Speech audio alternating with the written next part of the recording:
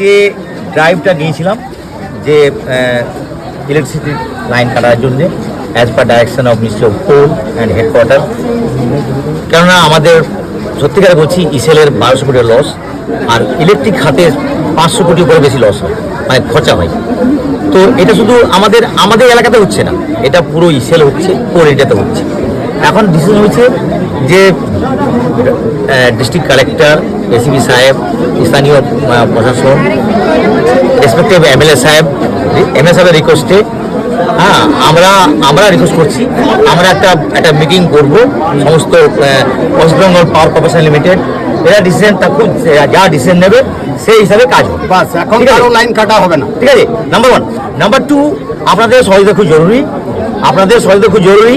এবং যে গভর্নমেন্ট সমস্ত যারা আমাদের কোম্পানি যা ডিসিশন নেবে সেই ডিসিশন হিসাবে কাজ হবে। লাইন কাটা হবে না। এখন তিনটে পক্ষ, এমএলএ সাহেবের পক্ষ থাকবে, ইসিএল ম্যানেজমেন্ট থাকবে, আর সাধারণ মানুষ থাকবে, সাধারণ মানুষের প্রতিনিধি থাকবে।